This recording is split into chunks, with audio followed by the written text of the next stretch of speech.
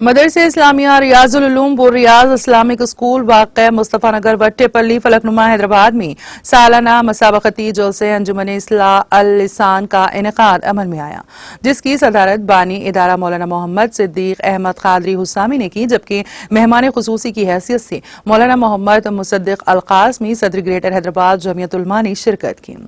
حکم کے فرائض مولانا مفتی اکرام الدین اور مولانا سلیمان سعود رشادی نے انجام دیے۔ مولانا محمد ریاض احمد قادری حسامی ناظم مدرسے کے مطابق اس مسابقہ میں تقریباً 40 طلبہ و طالبات نے حصہ لیا، جس 3 زمروں قرات، نعت اور تقریر میں انعام اول، دوم، سوم کی حیثیت سے 9 طلبہ و طالبات قرات کے مقابلے میں توقیر امی نے پہلا انعام حاصل کیا۔ اس کے بعد اسماعیل شاداب دوسرے اور احمد علی تیسرے نمبر پر رہے۔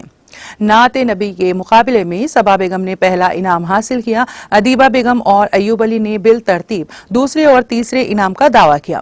اس دوران تقریری مقابلے میں زینب بیگم نے پہلا انعام حاصل کیا، جبکہ شفین بیگم اور سمیر حسینی نے بالترتیب دوسرا اور تیسرا انعام حاصل کیا، جنہیں مہمان خصوصی کے ہاتھوں نقدی انعامات اور مومنٹوز سے نوازا گیا، اور مسابقہ میں حصہ لینے والے جميع طلبہ میں بھی کتابی انعام تقسیم کیے گئے۔ اختتامی تقریب کے موقع پر حکم حضرات نے طلبہ کی پیش کردہ مظاہرے پر اپنا اصلاحی خطاب کیا۔ بعد ازاں مہمان خصوصی کا خطاب اور دعا پر تقریب کا اختتام عمل میں آیا۔